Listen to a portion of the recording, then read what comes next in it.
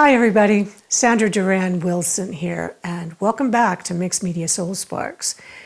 This time I'm going to be talking about traveling and with your art supplies and how to put together a travel kit. Now I'll be off in Morocco and Spain traveling, so it's very timely I'm putting together my travel kit. And I travel a lot and teach a lot internationally, so I can share with you what I've learned over the years, what is helpful and what works and what to leave behind. And if you ever want to join me on one of these excursions, just check out my website and see where we're going next. To begin with, I'm going to show you things that I take if I'm going to be doing a carry-on bag as opposed to a checked bag. Now with a checked bag, of course, you're going to have more options. With a carry-on bag, you have to be very careful, and with liquids, you can't take very much. So I'm going to start with what I would take on a carry-on bag. And I've discovered this, it's like a watercolor set. It's Inktense Paint Pan Studio. And let me just take it out of here. The thing I like, I'm an acrylic painter, and all of my classes I teach are usually acrylic. But there are times when you need to just take something, if you're traveling with your carry-on, you need something that's not fluid. What I like about this is it works like watercolor, yet when it dries, it will not rehydrate, meaning you can go back in and you can layer it, and you're not going to get a muddy mess. So this is a nice size kit. It even comes with a travel pen that you can put the water in. I would take all the water out before I pack. And I got an extra set of brushes, if I can find them here. Anyway, when I unearth them, I'll show them to you. But if I were doing a check-on bag, this would go along with brushes.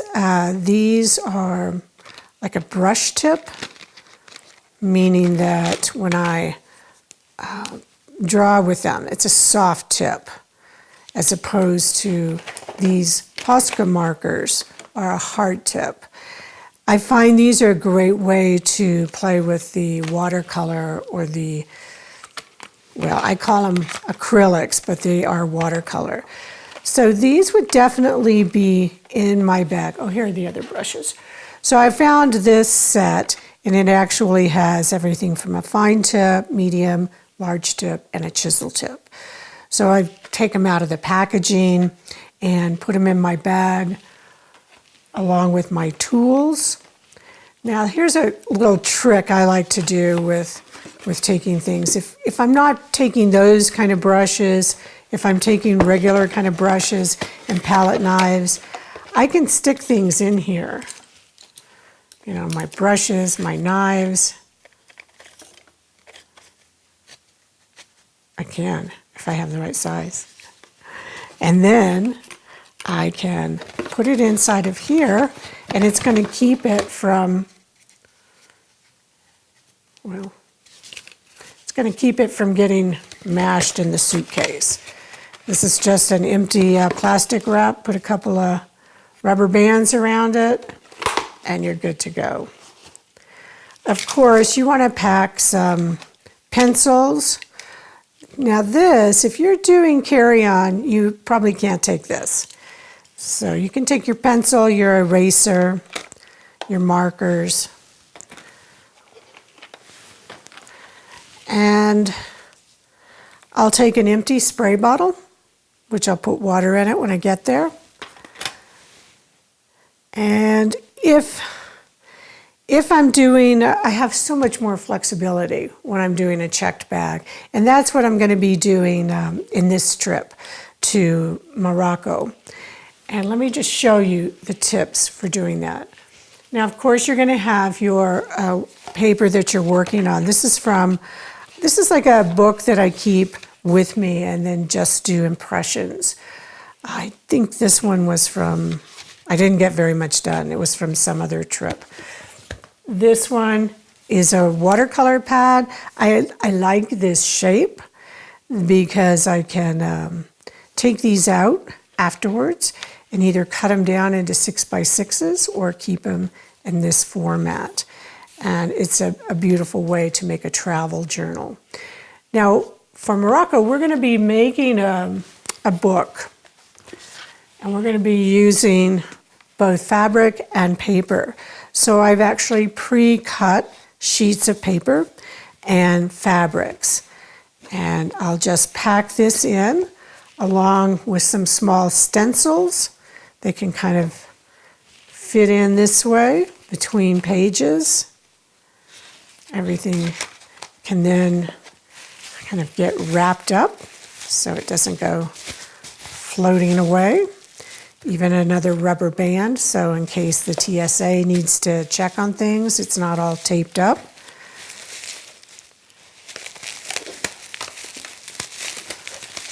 And speaking of TSA, that brings me to an important piece.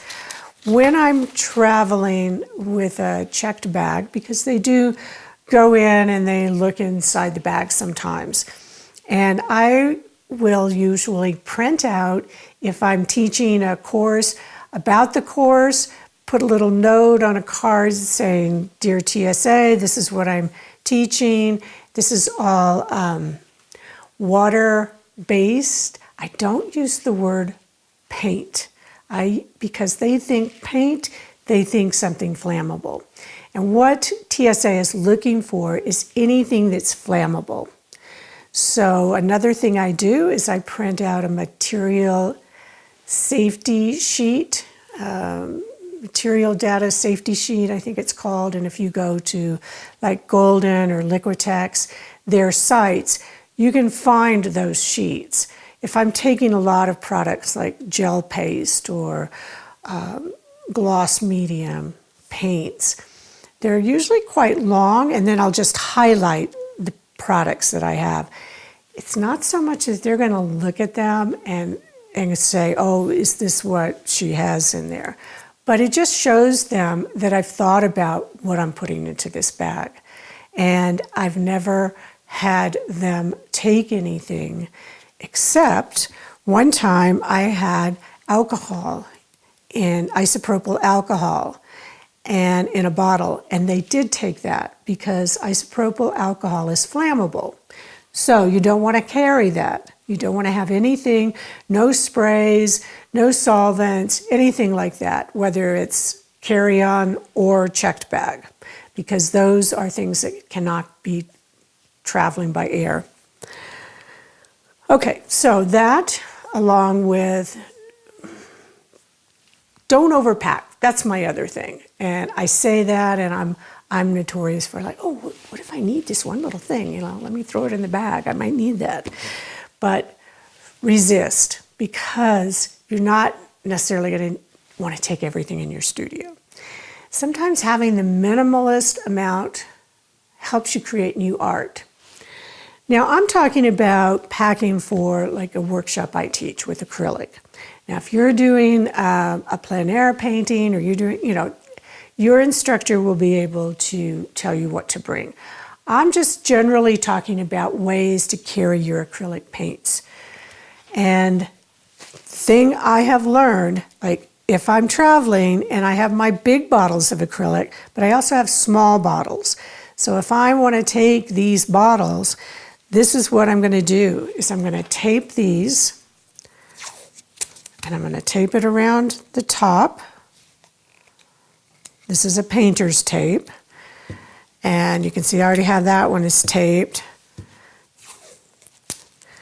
These are all fluid acrylics. And so fluid, of course, is going to want to expand and as you're in a less pressure. Then I take these and I put them in a baggie. And then I seal that up and I put them in another baggie. I double bag everything. And because inevitably something may leak. Now, since I've been doing this method of putting the tape, I haven't had any leaks. So, fingers crossed. The only other part is sometimes if you have a bottle, like I save these small bottles. It's not this product anymore, it's gloss medium, and you can see I wrote that on there. So I'll take the small bottles and put maybe a medium I need. And then again, I'll take it and I tape it over the top and around the edge. That can go in my bag. The other trick is to buy tubes like this. So this is a gel mat. I would again tape this. Here's one. I bought this in Italy when I was traveling, so I didn't have to carry so much. If you're going to be going to a place that has an art supply store, take advantage and buy a few things there. So again, when I come home, I taped this. Tube paints can be very handy. Now these are heavy buddy paints, not fluid, so depending on how you like to work. But if you have the tubes, you know, you can, it's not so much, I don't think you're going to get any leakage, but just to keep it from accidentally coming unscrewed. So taping is always easy to do. It's a safety thing. Same here with tubes. With these high flow paints, again, I would tape it over the top and then around here. Now, the other thing I learned was on scissors. And you can't take and carry on, supposedly you can take small scissors like this, less than 4 inches, which both of these are. I had some other scissors that were about 4 inches. I'm going through TSA in Europe somewhere, and I had 2 scissors in the same bag, and they took one, but not the other. Maybe because they found one, but the small scissors are supposed to be okay. So these are like little kid scissors, so just take little scissors. Let's see what else. Yes, here we go. Now this is something, another workaround. If I don't want to take all of the tubes, or I'm sorry, all of the little jars of my fluid acrylics, this is a kit from Holbein, and it is gouache, acrylic gouache. The reason I like this is because it is more opaque. And when it dries, it is permanent. So it's not like a rehydratable watercolor. And the tubes, I'll probably take this set with me because it acts like acrylic. Now, it's not as fluid as these other ones or the high flow, so I'll probably pick my 2 or 3 favorite colors in high flow, take those along with this acrylic gouache set. Because the opacity, as opposed to just working with, if I've just got this set, which is like watercolor, it's pretty transparent. But I need some opacity, these work great. I do have links to most of these products on my Amazon page, so you can take a look there. One other thing about paints, this is a company out of France, and they make these little pouches with paints. Now they're kind of big for what I want to use them for, but this is, I use a lot of white, so it's a nice way to travel. These pouches are great. Holbein also makes pouches for some of their gel mediums and things like that. But if you're traveling with me to, say, Italy, I order the products to be delivered to the villa, so you don't need to travel with anything. Now, there's one other product I just recently discovered. And this could be, it's a bit heavy and a little bulky. These are called mixed media gel sticks, and they're just really luscious, very soft, like very buttery, and all these really nice colors. You can draw with them, they're more of a crayon, and then you use water to hydrate it and to move them. So again, you can apply them thicker for more opacity or thinner for more transparency. So this is an option, say if you wanted more variety and you're doing carry-on, because this isn't considered liquid. So, it's always kind of a toss-up is what's liquid and what's not. So I always also take some sponges, some gloves. One other tip on your, you can take painting paper. Here's a mixed media pad and palette paper. Well, rather than taking the entire book, is you can take out some sheets, even cut them in half. So the idea is that you need to have your studio, but you need to have minimalist and you need to have it smaller. I recently discovered these old mailing labels, which I can't use anymore, which are going to make great paint palettes. So look around your studio, see what you have. Colored pencils, if you work with those, or the aquarelle pencils are a nice thing to take. So just think about how you like to work. If you like more acrylic, like heavy body, then the gouache is a great way to go. If you want more transparency, the Duran ink tints, either in pan or in pencils. But really, it's just about making sure that anything that's fluid isn't going to leak, that you're not putting anything flammable in there, and just be aware of things like scissors and stuff like that. So those are my tips for traveling with acrylic colors, not paints. And I hope this is helpful. And do take a look at where we're going to. Spain, Morocco, France, Italy, Scotland are all places that are coming up in the future. Thanks for joining me, and I'll see you next time.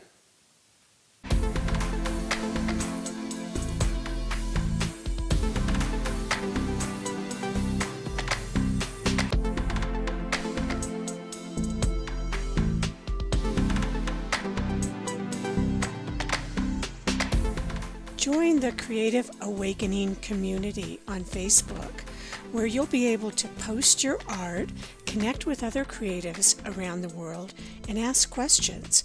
Use the hashtag #MixedMediaSoulSparks when posting your work on social media. Thanks for joining me.